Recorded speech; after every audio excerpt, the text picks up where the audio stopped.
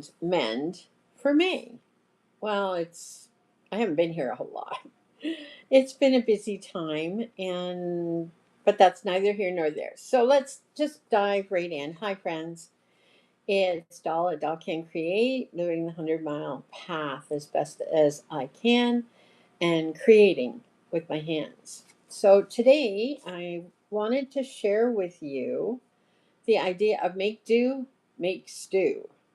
That's what happened this week. I was able to pull out some stewing beef out of the freezer that had been there for a while. I thawed it out and browned it up, and then I had roasted vegetables on the weekend, so I threw all that in, threw a can of tomato soup in, and voila, we had stew. So make do with what you have. That's the whole idea, isn't it? We have to make do with what we have.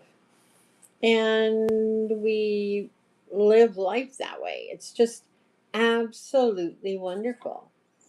Mending, I haven't mended anything in May, and that was part of my plan. So I still have a couple of days. Maybe I can do that. Have you mended anything? I would like to know in the comments below what you've been mending, what you've been working on. Have you been working in your pantry? Have you looked at what you have and said, okay, this has been here for a while. Let's make do with what we have, right? That's the idea behind it. It's not to empty out your pantry, it's to rotate through the pantry. Now, I did a little calculation this morning, so this is something you might be interested in. I looked at what we've spent on groceries this month and what we spent on groceries a year ago. Well, friends, we spent 14% more this month. Whoops, sorry about that. Than we did a year ago. That's inflation. That's all that is. It's inflation. Now, I did purchase a bulk meat order, which will do us until almost the end of June. I'm going to turn it this way a little bit more. Maybe get rid of that light. There we go. I'm not very well centered, but you know, here I am. Yeah. So 14%. That was the calculation. It came up to 14% more than what we had done before. So, okay. Okay. It is what it is. And the more you learn to use what you have, the more you go out and you purchase things that are on sale at the time, the better that bank account will look. That's really what it is. And you'll be able to put more into savings. Like for me, I'll put more into saving to get my teeth worked on, which is quite a bit, I must say. We did put new brakes on. So because I do a sinking fund for brake work and for general maintenance on the car, I didn't have to panic. And that's part of the peace that can come over you when you know what's in the bank and you know that you're managing your funding well, that when something comes up and it's a little more expensive than you had anticipated, there's money there to cover it. So that happened this week. Make do. Yeah, I had to make do with what I had. And I did. So I guess in some ways you can say I mended the car. I got the snow tires off and I got new rear brakes. So we're good to go for the summer for sure. And how about the idea of slow creativity for me? Well, it has been. I'm working on socks still. I am just about. Let me just move this. And there we go. Just about finished the heel part of my sock. I've got one done. I really wanted to finish this by the end of the month, but I don't see that happening anytime soon. But there. I'm doing the slip stitch heel and gusset. Isn't that pretty? That's such a pretty sock, right? I have the first one done, so I just have to finish this one up. And I was slow going. I'm not sure why, but there you have it. I'll finish that heel tonight and then maybe get the turn done, which would be really, really helpful. I'll put that in my bag. And I've been spinning. So what I can show you, now this was gifted to me at Christmas, and it is gorgeous. Canadian wool. There is some silk in it, so we don't make silk here in Canada as such, but isn't that pretty? This is the other half of the braid. The first half is done, and I chain plied it, so I've got a 3-ply yarn, and I have some exciting news. Are you ready? I had asked a few people, I've asked on YouTube, I've asked on Instagram, what should I do with this 100 grams once it's spun up? And there were some ideas like a hat, socks, mitts. And then somebody suggested, and it could have been Grace, suggested that I can try scarf. Now, not just any scarf, but each section is in a different knit pattern. So I think I'm going to do that through June. You want to join me? I'm thinking of doing it as a knit along just for June. I know a scarf isn't something that you think of for the summer, but I want to get some things done ahead of time, and I'm still going to be working on socks. So, like, that's just a given. But I thought, don't you think that this would make an absolutely beautiful scarf? And I'll just keep knitting until it runs out. So it could end up being really long. I don't know what size needles yet. I'm putting a pattern design together that I may share with you all. If you're interested, let me know. Any size needle is what it'll be. So obviously, the larger the needle, the more wool or yarn you'll use up. But also, if it's fine yarn and you're using large needles, you all know you're going to get a lacy kind of pretty pattern if there's any lace in it at all. I'm looking at possibly doing a reversible stitch, and I have 2 or 3 different patterns that are like that. So we'll have to see. As I said, I'll put it together. Maybe I'll do it as a mystery scarf. You want to do that with me? We'll do a mystery scarf. So each week I'll release part of the pattern. And so we'll go for, how many days knitting that design, and then we'll move to the next design and move. So there'll be 4 patterns all across. That might work. But if you have any ideas, let me know. I'd love to get some feedback on this.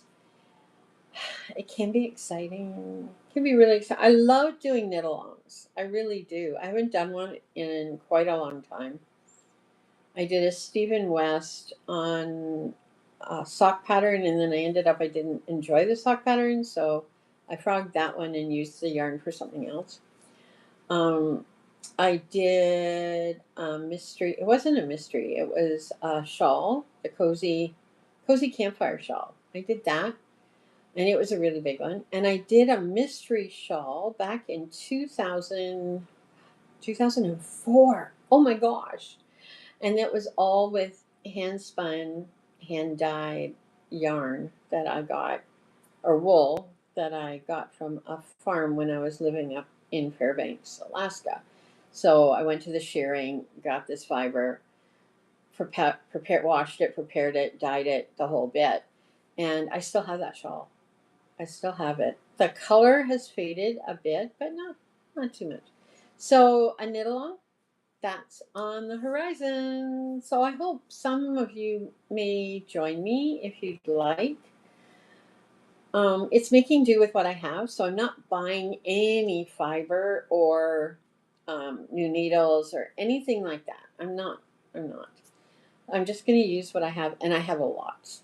We have to use our stash runs. I mean, I don't know who's watching and who this will hit a chord with, but if your closet is overflowing with yarn or fiber, maybe it's time, just maybe, it's time to work with it a little bit. I think that's where I am right now. So I hope that you're enjoying this cozy little chat today.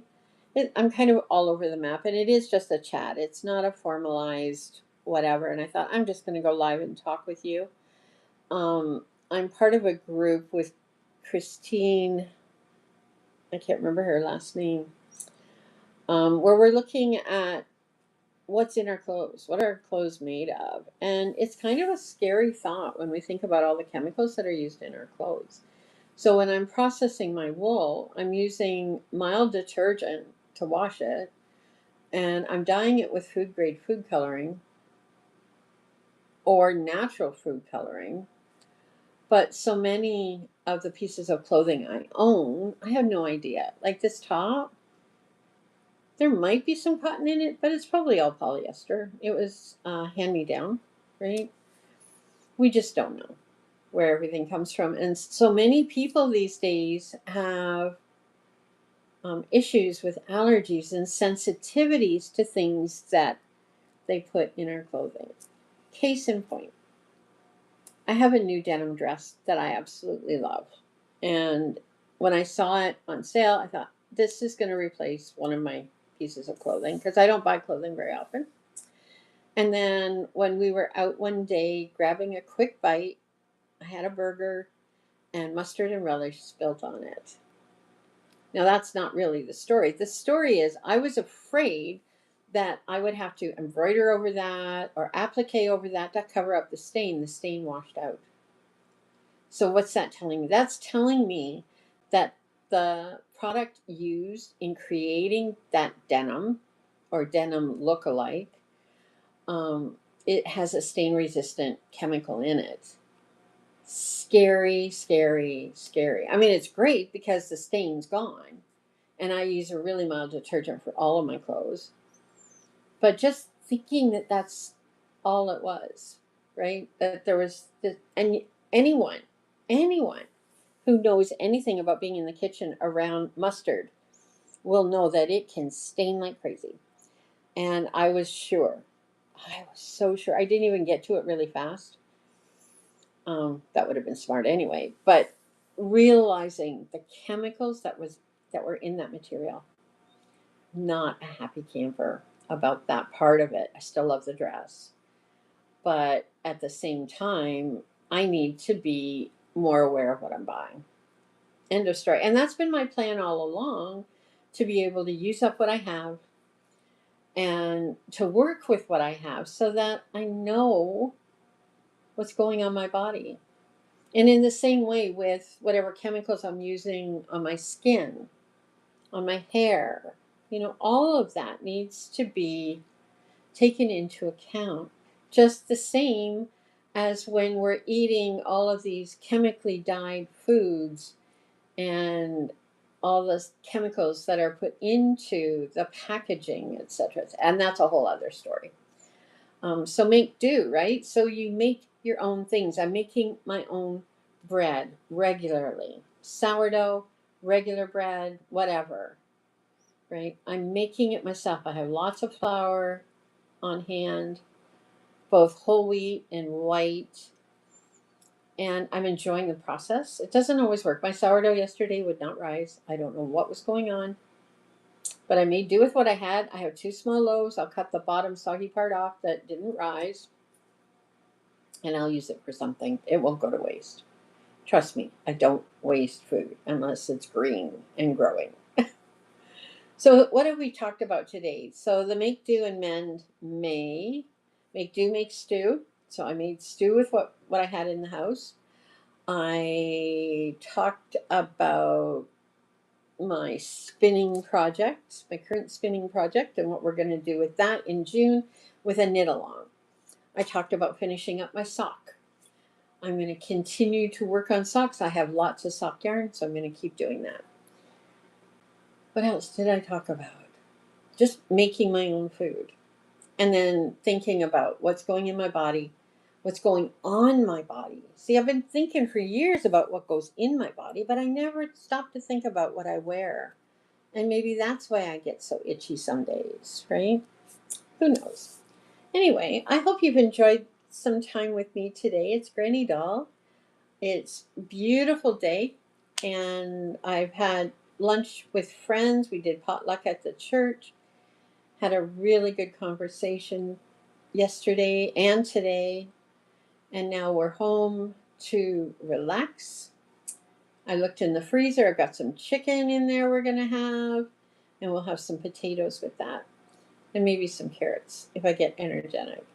There you go.